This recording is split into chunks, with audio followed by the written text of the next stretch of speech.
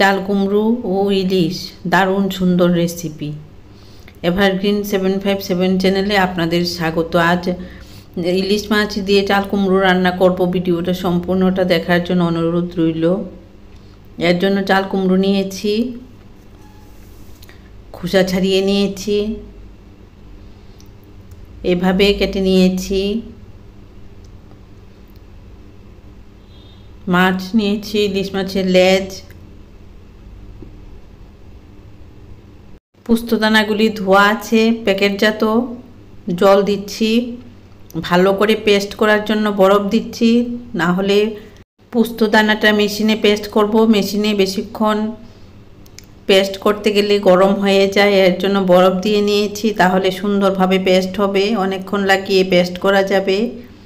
এভাবে পোস্তদানাটা পেস্ট করে নিলাম। এই যে দেখো, একবারে মিহি হয়ে গেছে, এখনও ঠান্ডা আছে, বরফ গলে গেছে, গরম হতে পারেনি মেশিনটা। সুন্দরভাবে পেস্ট করে নিয়েছি। একটা বাটির মধ্যে পোস্তদানার পেস্ট নিয়ে নিলাম।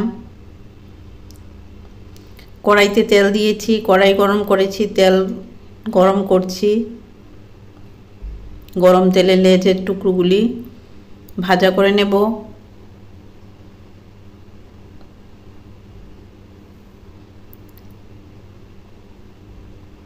হালকা ভাজা করব। মাছগুলি ভাজা হয়ে গেছে, তুলে নেব এখান থেকে। এরকম হবে ভাজাটা। এই কড়াইতে কোনো ফোড়ন না দিয়ে চাল কুমড়োগুলি দিয়ে দিলাম। চাল কুমড়োতে নুন দিলাম, হলুদ দিলাম। নুন হলুদটা মিশিয়ে নিচ্ছি। কোনো ফোড়ন দিইনি, কারণ ইলিশ মাছ আছে, ইলিশ মাছের সেন্ট, চাল কুমড়োর সেন্টে রান্না হবে। এভাবে মিশিয়ে দিচ্ছি হলুদ নুন। ঢাকা দিয়ে দিলাম। কিছুক্ষণ পর গরম জল দিয়ে দিচ্ছি। ফুটন্ত জল দিয়ে রান্না করলে রান্না ভালো হয়, এর জন্য ফুটন্ত জল দিয়ে দিলাম চাল কুমড়োর মধ্যে। চাল কুমড়োগুলি এখানে সেদ্ধ হবে। চেরা কাঁচা লঙ্কা দিয়ে দিলাম ঝালের জন্য, একটু ঝাল ঝাল হলে ভালো লাগবে। ঝালটা যার যার পছন্দ অনুযায়ী দেবে। নুন ঝাল মিষ্টি যার যার পছন্দ অনুযায়ী। চাল কুমড়োগুলি এখনও সেদ্ধ হয়নি, আরও সেদ্ধ হবে। এই ফ্লেমে ভেতরে সেদ্ধ হচ্ছে চাল কুমড়োগুলি। কিছুক্ষণ পর নাড়াচাড়া করছি। চাল কুমড়ো কীরকম সেদ্ধ হলো দেখে নিলাম।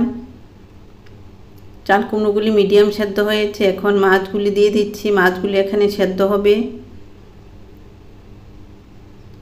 চাল কুমড়োতে জল দিয়েছি, এই জলে মাছগুলি সেদ্ধ হবে। চাল কুমড়োতে জল দিতে হয় না, কিন্তু মাছ দেব, এর জন্য মাছগুলি সেদ্ধ হওয়ার জন্য জল দিয়েছি। এই ফ্লেমে রান্না হচ্ছে। মাছগুলি উল্টে দেব। ইলিশ মাছের সেন্ট হচ্ছে রান্নাটাতে। লেজগুলি এভাবে রান্না করা যায়, এটাই আমি দেখালাম। চাল কুমড়োগুলি আস্তে আস্তে সেদ্ধ হয়ে যাচ্ছে, মাছও সেদ্ধ হচ্ছে, মাছের ফ্লেভার বেরোচ্ছে। চাল কুমড়ো আর মাছের ফ্লেভারে রান্না হচ্ছে। অল্প পরিমাণে নুন দিলাম।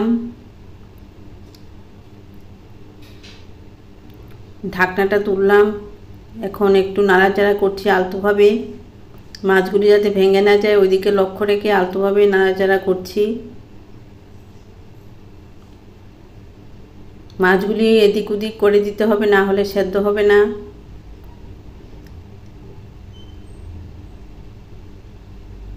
এখন সব কিছু সেদ্ধ হয়েছে। পোস্ত বাটাটা দিয়ে দিলাম। সুন্দরভাবে পোস্তটা পেস্ট হয়েছে। এখন বাটিটা ধুয়ে জল দিলাম। পোস্তটা মিশিয়ে দিচ্ছি। পোস্তটা এখানে সেদ্ধ হবে মাছের সাথে, আরও চাল কুমড়োও সেদ্ধ হবে। চিনি দিচ্ছি। চাল কুমড়ো তো টক, একটু চিনি দিলে ভালো লাগবে। চামচের 4 ভাগের 1 ভাগ চিনি দিয়েছি। ঢাকা দিয়ে দিলাম।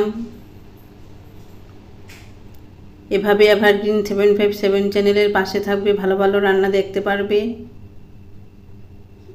এভাবে পোস্ত যে বাটা করে দিয়েছি এগুলি সেদ্ধ হচ্ছে এখানে। ফ্লেমটা এরকম এই অবস্থায় রান্না হচ্ছে। দারুণ একটি রেসিপি তৈরি করলাম। মাঝে মধ্যে পোস্ত খেতে হয়। চাল কুমড়ো তো শরীরের বিষ বেরোয় যায়, চাল কুমড়ো খাওয়া জরুরি।